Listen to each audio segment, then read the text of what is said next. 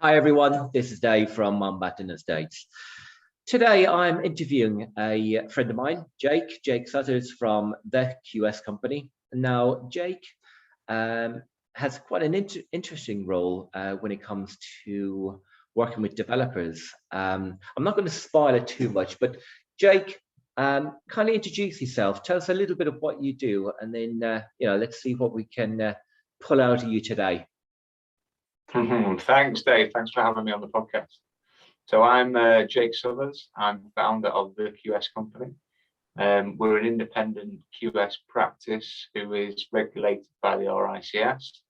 And in summary, we manage everything commercial and cost management to do with construction projects. So right the way from inception to project handover, we manage costs, contracts, and all things commercial.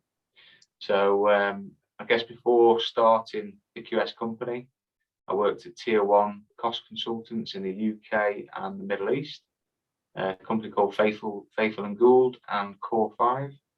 I was lucky enough to hold management positions there and worked on some really exciting large developments, ranging from, I guess, 10 million right the way up to £500 million. Brilliant. So quite a wide variety of experience there. Yeah, enjoyable. I've enjoyed the journey so far. So Jake, tell me, when would a developer need to approach you, and then paint us a little bit of a picture of what that process looks like when they start, and the duration of the relationship you have with them till the end of the project. The sooner the better, to be honest, because if we can advise the developer early on around construction costs, it just helps them make more informed decisions about the design direction. Often I get schemes come to me which I've already got planning. The developer's gone ahead, submitted planning, and we do our cost plan, and he realizes it's way over budget because it's gone into planning with all the bells and whistles. The council are really happy because it looks great, and improves the area, but it's not necessarily the most efficient building to build. So the sooner the better, really. Ideally before planning, so we can influence that design, drive value, and make sure the project's feasible at the outset.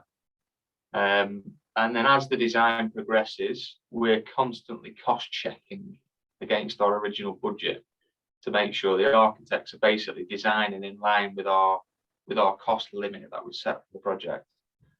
And that's pre-contract. Then you'll move into procurement and tendering, where you'll look at pre-qualifying contractors and selecting those suitable for your project. Procurement routes to suit the client's quality program and cost aspirations and risk appetite.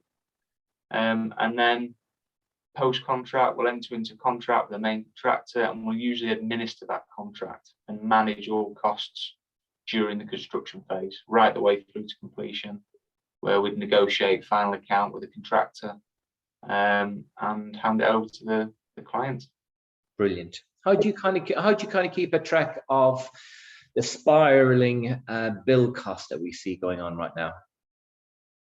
It's quite difficult, to be honest. QSs, we try and forecast tender price inflation over a period of time. I do feel that's it can be quite challenging. Nobody's got a crystal ball. Yeah. But there are trends which we can follow and track and forecast where that's going. The key thing for us is engaging the supply chain early, to be honest, and locking in construction costs as early as possible. Ideally with a construction contract, so the developer's got cost certainty before they go full steam ahead into a project. So that's really important, engaging with the supply chain early. They're aware of the project, they're aware of the building components and materials, and we'll start engaging subcontractors and trades early on as well. So I think that helps in a buoyant market like we're seeing today. I'm just trying to build a bit of a mental picture here of what, what if we were to find a scheme that had a planning ticket attached to it, would I need to reach out to Jake before I speak to a senior lender, or am I, speaking to a senior lender and then confirming those those finance terms and then speaking to you? My experience is speak to us as early as possible, because your senior lender will want to look at feasibility, and they'll want to look at the professional team that you've employed to establish whether that project's feasible or not. Yeah. So we will issue our cost estimates and cost plan right at the outset, and you can plug that into your overall development appraisal. And it's founded on solid ground, and you've got an independent chartered QS practice like us who have underpinned construction costs. Yeah. Brilliant. What kind of challenges do you face on a day-to-day basis, Jake?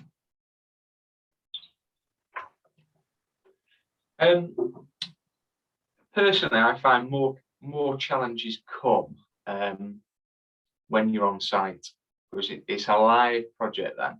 Everything beforehand is quite theoretical. You're working to targets, time frames, but when you get on site, it's the real deal then. Or you've got a contract in place, but there's a lot of different people with different personalities, different motives, all involved in that project.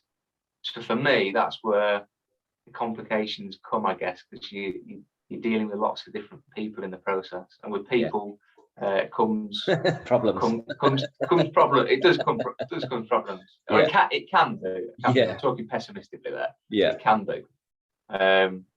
But that's probably most challenging is when it's on site, and also you're dealing with live problems, aren't you? There might be things on site that you've not necessarily forecast or anticipated. We're doing commercial to residential conversion at the moment, and the building's being stripped back, structural engineers being in, and he's realised we need to put a lot more structural steel work in there. So there's hidden costs and risks which we try and allocate sums of money for, and that's why it's important to always have a contingency pot in your development appraisal and budget.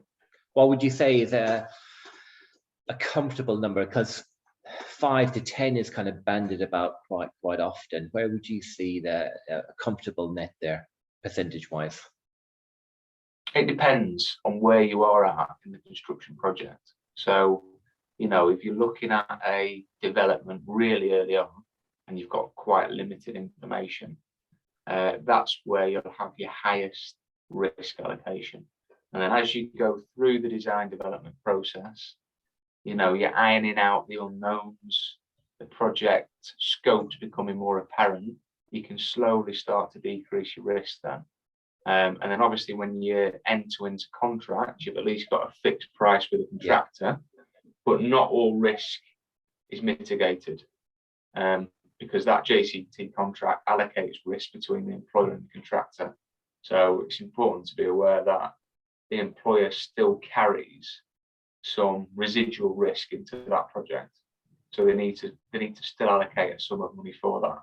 I mean, theoretically, what should happen is you should have a risk register where you identify all the potential risks of the project as a professional team, and your QS will go down that list and start quantifying that risk and putting a sum of money against those risk items.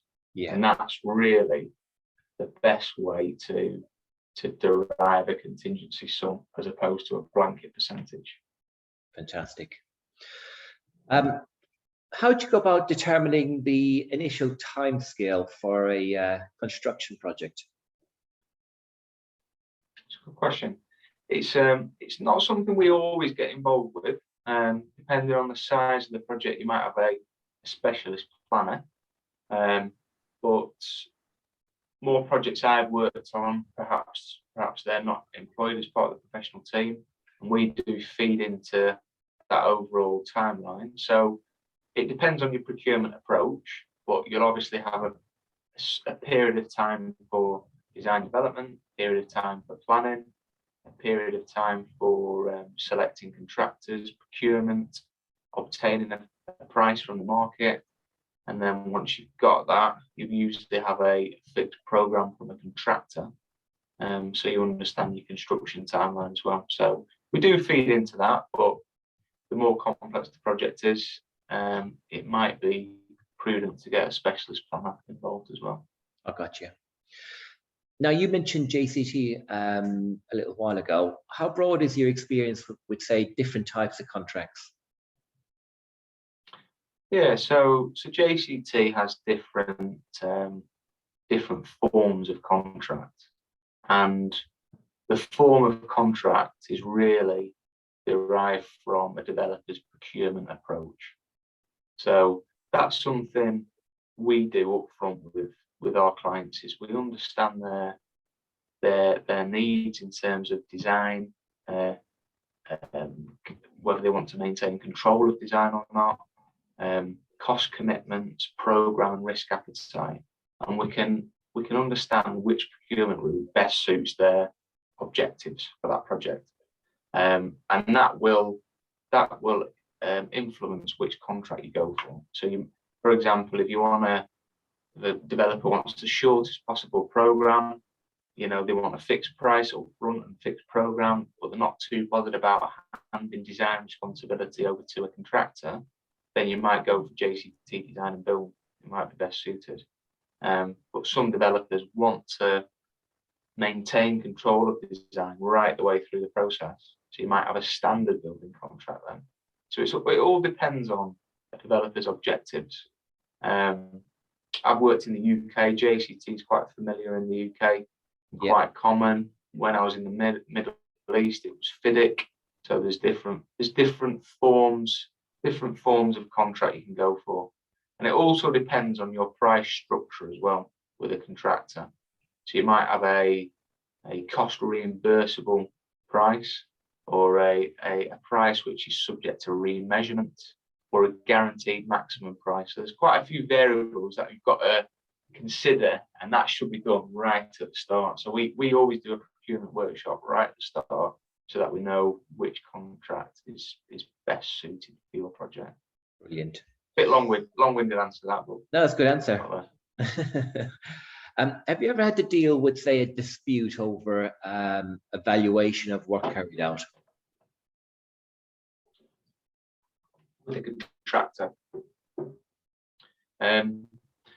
Yeah, so quite, not all the time, but relatively common, to be honest. A contractor will submit his application, his interim application for payment. The QS will go on site and validate the works and do their own independent assessment. And that is then obviously agreed with the contractor, and payment certificate is issued to the bank to release the funds. So it's an important part of the process. And yes, there's times where I've been on a project where the contractor thought they were entitled to maybe a bit more money, and there's often a bit of tension there. But I think the best way to deal with it is sit down with the contractor, talk through the contract, understand what they're valid to claim for, and that's how they're resolved, really. So yeah, it does arise, but again, communication's key, like any part of business. Yeah. And can you give people an explanation of probably the role that you most enjoy doing within this? So, what part of QSing do you enjoy the most, and maybe what part of the role do you maybe find the most challenging? I really enjoy the upfront sort of feasibility and cost estimating aspect of the role, because that's where you can really drive value into the process. So, a QS, in my view, shouldn't just report numbers based on the design. They should look at the design and work out how to optimize value, how to reduce cost, and ultimately feed into the design process to ensure that you're getting the best product for the best price. So that's what I enjoy. It's the sort of, I think it's a clever part of the role at the start. Sorry for interrupting. Would that mean that you were liaising with the architect then, with changing the design possibly? Yeah, absolutely. So a scenario I've had quite recently was a new build student resi block in Scotland. You know, and when we first did the cost estimate, it was around 85,000 per bed, which didn't fit which didn't fall in line with the viability of the scheme. So I worked very closely with the architect to tweak the design to bring it back down to around 75,000 per bed. And then the developer was happy, he could move forward. He submitted it to planning because he knew the scheme was viable and affordable. And he knew he was getting design that he was also happy with as well. So yeah, we worked closely with the professional team and the designers. In terms of producing cost reports, at what stage would that need to be done? And tell us a little bit what that looks like. Yeah, so pre-construction, usually we'll do sort of 3 reports. We'll do an initial feasibility report to, as I was talking about before, just to make sure it's viable, to set a limit for the project. And then we'll do 3 formal cost plans at the different REBA stages as the design progresses. And that's ultimately just a cost checking process to make sure that the architects have progressed the design. I say architects, design team, have progressed it in line with the commercial budget that we've set for the project. Yeah. And then when you're on site with the contractor, we usually do monthly cost reports. So we'll tie that in with the interim valuations, which is basically commercial management and managing change control and forecasting final accounts for the developer. So they always know where they stand with costs on a project. Brilliant.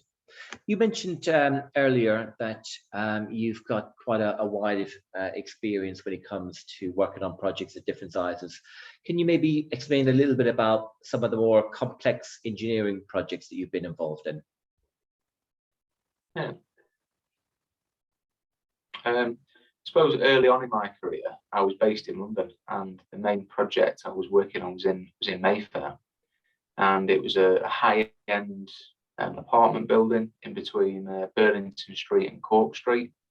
Burlington Street and Cork Street, I believe. It's called Burlington Gate, the project, and there was a 3-story basement there, so that was quite complex. Brookfield Multiplex was the main contractor. Yeah.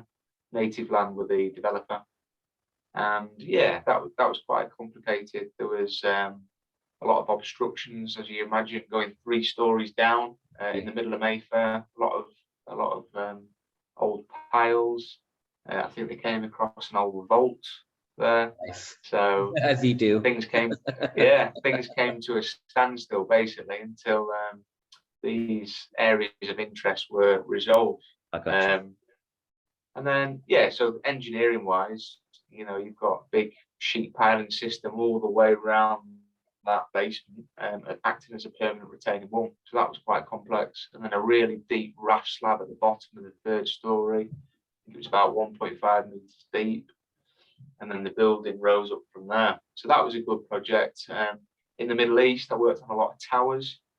So I think it was 40 stories, the biggest tower I worked on. Yeah. Or a guy out there who was the main distributor of Mercedes-Benz. So it was a Mercedes-Benz showroom with Mercedes-Benz branded apartments above. That was quite cool. It was good to be involved with. The structural engineers do a great job, and the architects and the overall design team, because you can imagine the complications those guys have got to deal with. Yeah. Building a 40-story tower in the middle of the desert. So that was really interesting. Brilliant. Jake, as part of the interview series that we're doing with all the property professionals, I like to try and end the interview on a positive note. And I ask all the interviewees if they've got like an interesting story, whether it's been maybe good or bad or ugly, while they've been on the job, or something they've seen or done or heard. So can you maybe share an interesting story with us from your time? Yeah, I'm thinking back to the Middle East, to be honest. So I can remember being on site. It was a shopping mall I was working on. Actually, I was delivering that during the construction phase. So I was managing that project, and they were digging a very deep hole, basically in the sand pit, as you can imagine, in the middle of Dubai. And I think it was for a sewage treatment plant or a water tank for the sprinkler system, something like that. So it was probably 10 meters deep, I would say. And there was probably 10 guys digging by hand at the bottom of this pit with no shoring or temporary retaining wall. And I was just flabbergasted. You know, at any moment this pit could have got to cave in. Yeah, exactly. Yeah. So immediately I asked these guys to come out, so they all came out from the ladder and work stopped. So that was a bit of a shocker, to be honest. Brilliant. Health and safety gone mad. Yeah, I know what. Yeah, or none at all. Yeah, exactly. No, health and safety out there is actually really good. It's just on this occasion, yeah, a lapse in judgment, maybe. Yeah, that's it. Jake, I've really enjoyed our conversation today, our chat. Hopefully everyone else has done as well. There was some great content, some really good advice. Jake, who are you looking to contact and make contact with, and you know, how can people contact you? Yeah, I guess we work closely with developers mainly. So, you know, maybe not people doing smaller HMOs, but anything from larger commercial to residential conversions, larger HMOs, I guess. Yeah. And then ground up construction as well. So of any size and any scale. So that's who we work with. If you want to get in contact with me, go to our website, www.theqsco.com, and you can contact us there. Brilliant. I'll make sure that all your contact details are literally just under this video, where they can contact you direct. Okay. Lovely. Thanks, everyone. Thanks for joining and tuning in again. I'm sure you'll agree. Great talk with Jake. Really interesting, full of really useful information. So yeah, feel free to reach out to Jake, and I'm sure he'll look after you. Until next time, I will see you later. Thanks, everyone. Thanks, Jake. Cheers, Dave. Appreciate it.